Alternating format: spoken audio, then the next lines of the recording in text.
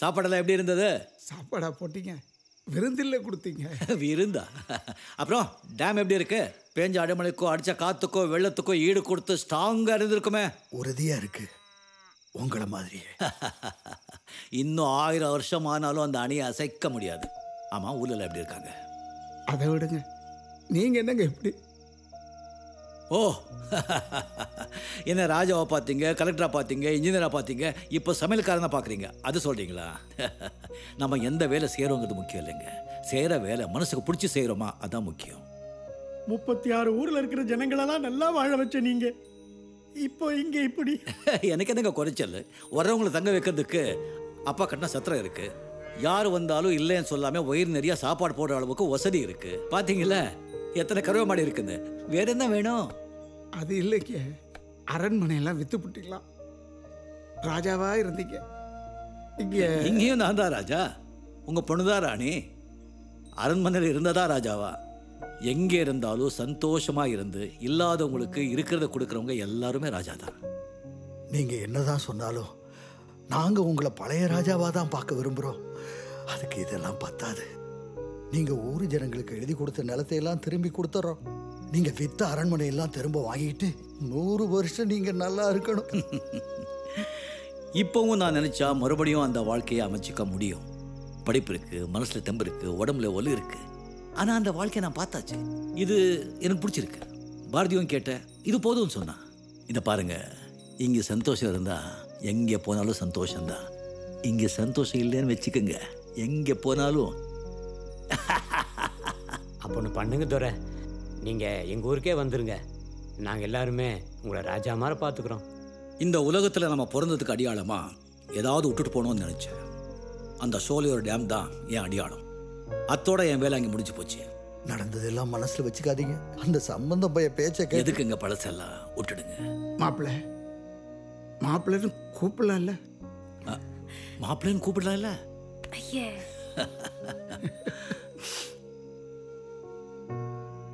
நீங்க கட்டின கோவிலையாவது துறக்க ஊருக்கு வாங்க மாப்பிள்ள. ஊருக்கா? ஒரு தடவை உடைஞ்சதை மறுபடியும் ஒட்ட வைக்க முடியாது. ப்ளீஸ் ஒரு பொறுத்தாதீங்க. வரங்க.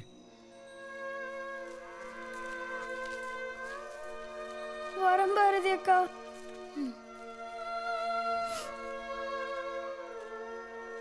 வரமா. அப்பா, உங்களையும் அம்மாவையும் பார்க்கணும்னு தோணுச்சுன்னா சொல்லி அனுப்புறேன். நீங்க வந்துட்டு போங்கப்பா.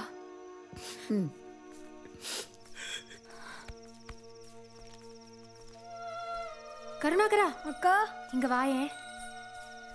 என்னங்க, ஊர்ல ஜனங்க கிட்ட ராஜா பேலஸ்ல நல்லா இருக்காங்கன்னு சொல்லுங்க. இதெல்லாம் சொன்னா புரிஞ்சுக்காம வருத்தப்படுவாங்க. இந்த அவங்க சந்தோஷத்துக்காகத்தான் நாம எல்லாம் உழைச்சது. ஞாபகம் இருக்கட்டும்.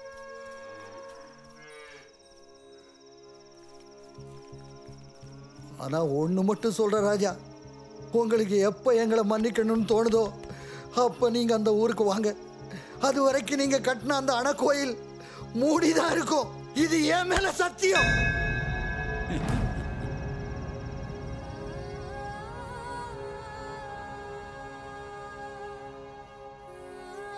அன்னைக்கு எங்கள் அப்பா செஞ்ச சத்தியம் 70 வருஷம் கழிச்சு அந்த ராஜாவோட வாரசால இன்னைக்கு நிறைவேறிருக்கு. அந்த ராஜா நினைச்ச மாதிரி சிவராத்திரி அன்னைக்கே இந்த கோவில் திறக்கப்பட்டு ஆராதனை நடந்திருக்கு. இதெல்லாம் நிறைவேற்றினவரை தப்பாக திருடுன்னு சொல்கிறீங்களே? இதோ பாருங்க, இந்த சிலை மட்டும் இல்லை, இந்த கோயில், அந்த அணை, செழிப்பாக இருக்கிற இந்த ஊர், இந்த ஊரை சுற்றி இருக்கிற 100கணக்கான கிராமம், இதெல்லாம் அவர் குடும்ப சொத்தையா? அந்த குடும்பம் நமக்கு போட்ட பிச்சை. அவர் சொத்தை அவரே ஏன் திருடணும்?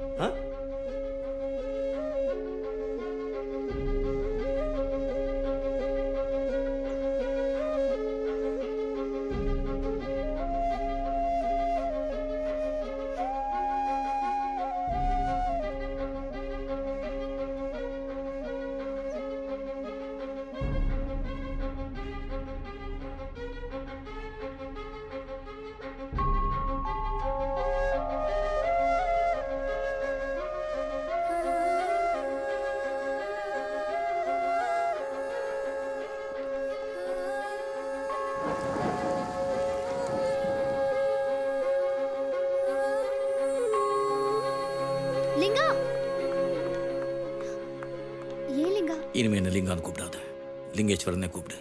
அந்த பேர் எனக்கு வச்சதை இப்போ நான் பெருமையாக நினைக்கிறேன். ஊருக்கு போறேன்னு சொல்லிட்டு வந்தீங்களா? ஏன்? அவருடைய பேரை நான் கெடுக்க விரும்பல. ஒரு நிமிஷம், நான் உங்களை தடுக்கல. இந்தாங்க, அந்த ராஜா ஞாபகார்த்தமா எங்க தாத்தா வச்சிருந்தது. தம்பி, ஒரு முக்கியமான விஷயம். அந்த கோவிலை திறக்கணும்னு ராஜா என் கனவுல வந்து சொல்லலை. அது பொய். அதை சொன்னது இந்த டேம் இன்ஸ்பெக்ஷன் பண்ண சீஃப் இன்ஜினியர். இந்த ஊரை காப்பாற்றணும்னா கோயிலை திறங்க. அவர் சொன்னது போல கோயிலை திறந்தாச்சு. ஆனால் இந்த ஊருக்கு என்ன ஆபத்துன்னு தெரியல. அந்த இன்ஜினியரை காட்டுமான் குத்தி கொண்டதா ஊர் நம்புது. இல்லை, யாரோ 4 பேர் வந்து குத்து கொண்டதை நான் பார்த்தேன். ஐயா, இந்த ஊரே அழிஞ்சிடும்னு இருந்த போது அந்த ராஜா உங்கள் தாத்தா வந்து எங்களை எல்லாரையும் காப்பாற்றினார். 70 வருஷத்துக்கு அப்புறம் மறுபடியும் இந்த ஊருக்கு ஆபத்து வந்திருக்கு. நீங்கள் தான் ஐயா எங்களை காப்பாற்றணும்.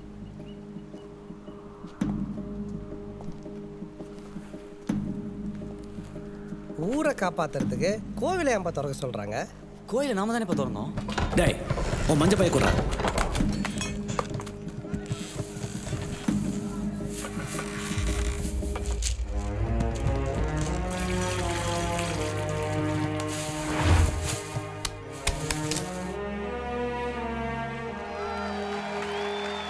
பப்ளிக் டிவி நேயர்கள் அனைவருக்கும் வணக்கம்.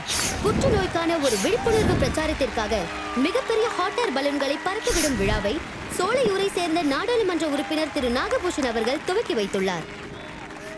இப்படிப்பட்ட ஹாட் ஏர் பலூன்களை பறக்க விடுறதுனால என்ன ரொம்ப முரண்டு பிடிக்கிறியாமே? இல்லைங்க சார், என்னால் பண்ண முடியாது. எனக்கு ரொம்ப பயமா இருக்கு. என்ன விட்டுருங்க சார் ப்ளீஸ்.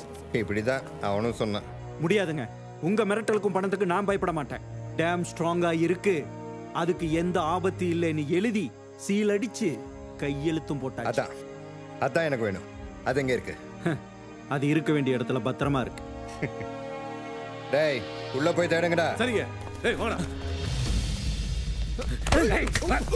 புடிங்கடா அவனை. அந்த சர்டிபிகேட் கிடைச்சதுன்னா கொளுத்துடு. கிடைக்கலனா வீட்டையே கொளுத்துடு. டேய், உத்தமனுக்கே மான் கும்புனா கையை நீட்டி 1.5 கோடி அட்வான்ஸ் வாங்கியிருக்கேன், ஞாபகம் வச்சுக்கோ. பொசிக்கிடுவேன். வேணாம் சார், என்ன பண்ணணும்னு சொல்லுங்க சார். குட். நாளைக்கு டேம் இன்ஸ்பெக்ஷனுக்கு வரல? ஆமாம் சார். அங்கே 50 மீட்டருக்கு ஒரு இடத்துல ட்ரில் பண்ணி ஓட்ட போட போறல? ஆமாம் சார். அந்த சின்ன ஓட்டில் எங்கள் ஆளுங்க கொடுக்குற பாம்பை வச்சுட்டு கனெக்ட் பண்ணி டேம் வீக்காக இருக்குன்னு சர்டிஃபிகேட் கொடுத்துட்டு போயிட்டே இரு. சார், பாம்பை போய் வெடிக்காதுல்ல சார்? ராத்திரி நான் தான் ஒன்றா வெடிப்பேன். தண்ணி போகிற சத்தத்தில் ஊருக்கு ஒன்றுமே கேட்காது. பாம்பு வெடிச்சு டேம் உடஞ்சிருச்சுன்னா? டேய், பாம்பு எந்த ஊரு எந்த என் தொகுதியை நானே அழிச்சுக்குவேண்ணா. போடாப்பா, சீக்கிரமா இருப்போம். ஏதோ முக்கியமான விஷயம் பேசலாமா? இப்போ வந்துருவாரு மேடம். ஹாய் லட்சு. எதுக்கு வர சொன்னீங்க? வா உட்கார்.